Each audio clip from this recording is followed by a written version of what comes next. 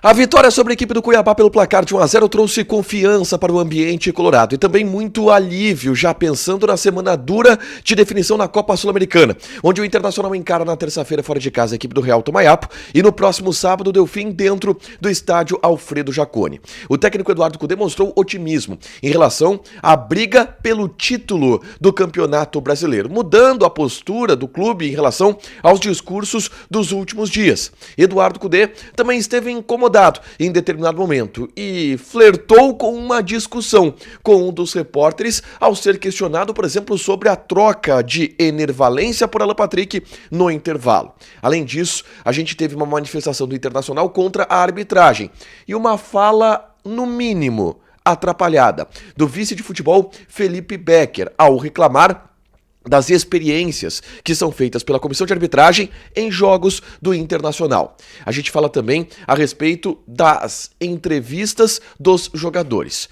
Sérgio Rocher deixou claro que gostaria de atuar por mais uma partida no Internacional antes de ir para a Copa América. E o vestiário destacou o clima quente em Cuiabá e também a necessidade de uma mudança de foco para a semana de Sul-Americana.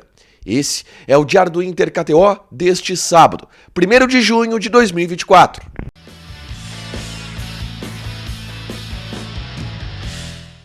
Tudo bem, gente? Obrigado pela participação aqui. Não esquece de deixar teu like, te inscrever, de ativar as notificações. Bora falar do Internacional aqui na Tupla. Nesse vídeo, um resumo do que de mais importante aconteceu no noticiário colorado ao longo deste sábado. Obviamente, o mais importante é a vitória colorada. 1-0 sobre a equipe do Cuiabá fora de casa pelo Campeonato Brasileiro.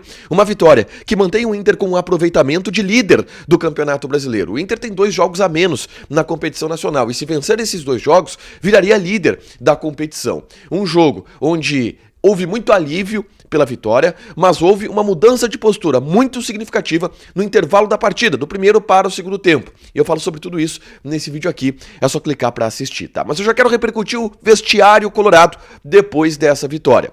O técnico Eduardo Cudê, por exemplo, falou a respeito das trocas que fez, não só durante a partida, mas também antes do jogo começar, como por exemplo, o fato de Alan Patrick ter começado o jogo no banco de reservas. E Eduardo Cudê foi claro ao explicar que isso se dá em função do calendário apertado. São muitos jogos que o Inter tem pela frente em um curto espaço de tempo. E o Cudê foi muito taxativo e repetitivo ao dizer: vamos precisar de todos. E em relação ao Alan Patrick, que ele foi questionado diretamente, houve a ideia de que ele seja preservado por os próximos jogos, e ele vai ser utilizado agora sim contra o Tomayapo e também contra a equipe do Delfim. Mas ele falou muito sobre essas trocas que vão acontecer ao longo do mês de junho em função do calendário. Ele explicou que Ener Valencia e Borré jogaram juntos porque eles estão indo para a Copa América. Então ele quis aproveitar a última chance que ele tinha com os 2 jogadores para gastar fisicamente eles, já que depois eles não vão ser utilizados pelo Inter, e aí descansar os jogadores que vão ser utilizados depois. Foi essa estratégia do Eduardo Cudê, que chegou a brincar, disse que foi um pouco egoísta, porque desgastou os jogadores para usar eles no Internacional e mandar eles cansados para a seleção. E aí um problema das seleções do Equador, da Colômbia, e o Cudê até brincou com essa situação, tá?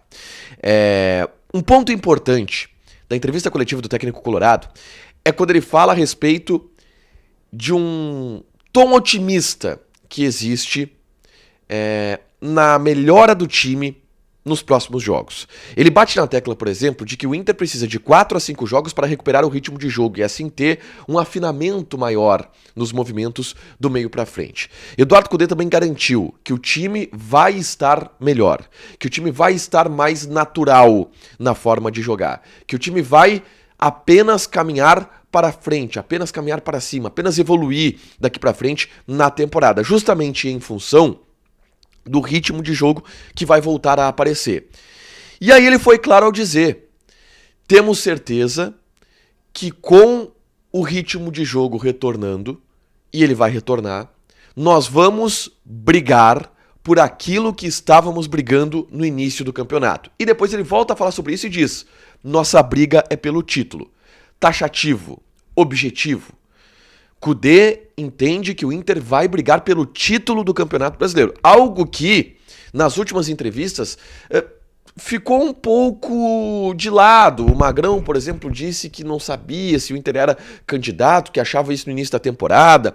O Kudê chegou a dizer do Campeonato Brasileiro não ser uma prioridade tão grande para a Copa Sul-Americana. Agora não, se refez esse conceito. E, obviamente, a partir de conversas internas, muito provavelmente, Kudê foi taxativo. O Inter vai brigar para ser campeão brasileiro. Então a gente pode esperar uma ideia, um objetivo do Inter de estar nessa parte de cima da tabela, quase que de maneira obsessiva, para brigar pelo título de fato ao longo dessa temporada, tá? O Kudê não estava tão leve na entrevista, tá? Ele esteve até um pouco irritado. E ele flertou com uma discussão com o repórter Simon Bianchini da Rádio Gaúcha em 2 momentos. Na primeira pergunta, ao ser questionado a respeito do fato do Alan Patrick não começar jogando e das mudanças que ele fez por preservação, e o Simon contextualizou de que o Inter não fez um bom primeiro tempo, mas fez um bom segundo tempo. O Kudê deu uma cutucada dizendo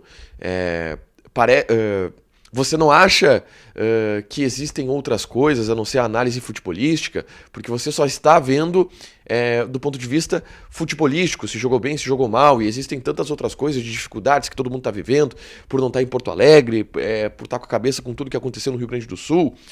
E isso acontece muito nas coletivas do Kudê, tá? O Kudê interrompe o repórter no meio da pergunta e pede pro repórter responder, ele tenta estabelecer um debate com o repórter.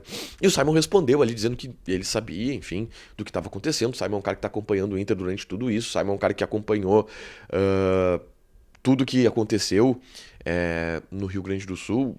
A gente falou sobre isso aqui. O Simon teve a família dele com perdas muito grandes, por exemplo, em Canoas. O Simon é um cara que sabe tudo que está acontecendo, mais do que o Kudê. E aí houve esse debate ali que não aflorou muito, mas depois o Simon perguntou sobre a entrada do Ener Valencia, a saída do Ener Valencia no intervalo de jogo. E o Kudê se mostrou irritado com a pergunta, dizendo: agora eu vou ter que ser obrigado a explicar todas as minhas trocas? E o Simon insistiu, dizendo: não, é que ficou parecendo que o Valencia sentiu alguma coisa, ele sentiu ou foi só opção técnica? E o Kudê, não, ele saiu porque entrou o Alan Patrick. E no fim ele deu a resposta, né, que não foi por questão técnica, que não foi por questão física, foi por questão técnica. O Valencia saiu por uma questão técnica, um dos principais jogadores do time. Não é comum dos principais jogadores do time sair por questão técnica, mas funcionou. O Inter melhorou no segundo tempo, mas o Kudê estava um pouco arisco na entrevista coletiva, não estava tão leve assim na coletiva. Depois, quando acabou, ele até brincou com o Simon, dizendo: pô, achei que a gente ia brigar. Não foi algo que passou do tom, do limite de uma entrevista, mas ele estava combativo na entrevista coletiva, o técnico Eduardo Kudê. Depois do Kudê, a gente teve uma entrevista do Felipe Becker, vice de futebol, que assim, foi muito ruim. O objetivo da entrevista era compreensível, o objetivo e a pauta é até pertinente, mas ele foi muito mal. E aí eu vou ler o que falou o Felipe Becker através da transcrição que eu fiz aqui, tá? Ele disse, aqui: eu acho que a CBF acredita que o Inter é laboratório de arbitragem. Contra o Palmeiras, escalou um iniciante. A primeira vez de uma equipe feminina foi com a gente. E hoje um árbitro de Série D, que nunca havia apitado um jogo de Série A. E aí ele fez as críticas à arbitragem, enfim, e de fato uma arbitragem atrapalhada, muito ruim. Mas o fato de ele ter colocado a arbitragem feminina neste bolo de experiências pegou mal. E aí eu vou colocar aqui alguns fatos. 1. O Inter celebrou publicamente o fato de estar na partida que marcou o primeiro jogo de um trio feminino no Campeonato Brasileiro.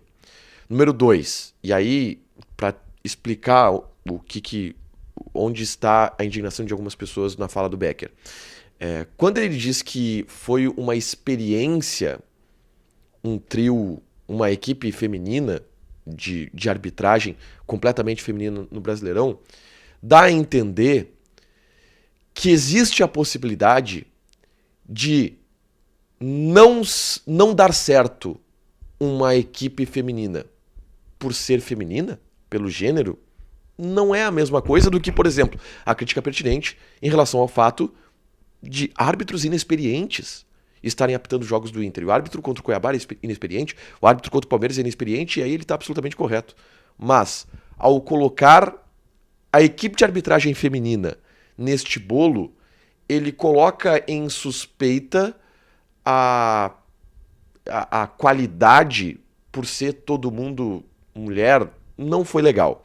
Não foi no mínimo atrapalhada a entrevista coletiva do Felipe Becker, mas ele deu o recado. O Inter está indignado com a CBF, não gostou da arbitragem, e de fato foi uma arbitragem muito ruim, mas o Felipe Becker se atrapalhou um pouquinho na entrevista ao citar isso como um dos exemplos negativos do que foi feito na CBF, sendo que, por exemplo, a Edna é uma árbitra FIFA, as auxiliares são árbitras FIFA, a Daiane Caroline Muniz é uma árbitra de VAR FIFA, não são inexperientes, só são mulheres. Talvez não é pelo fato de elas serem mulheres que elas deveriam ter sido citadas nesse hall de erros que a CBF acabou cometendo. Bom, por último, quero falar sobre as passagens dos jogadores no vestiário, tá?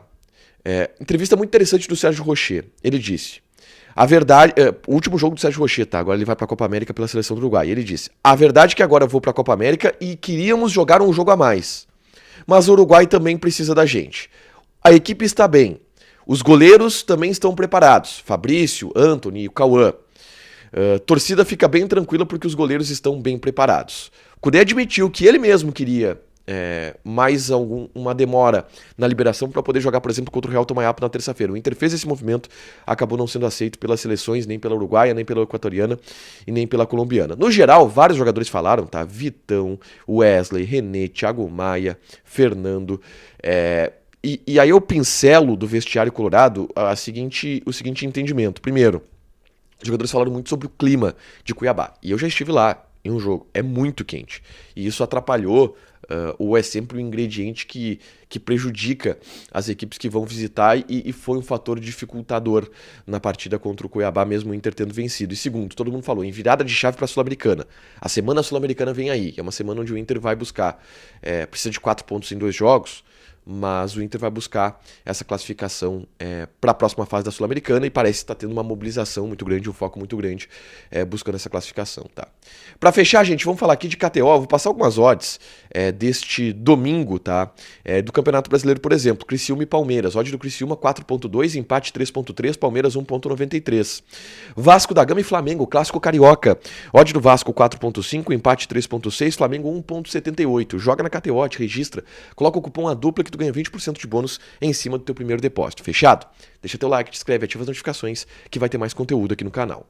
Beijo!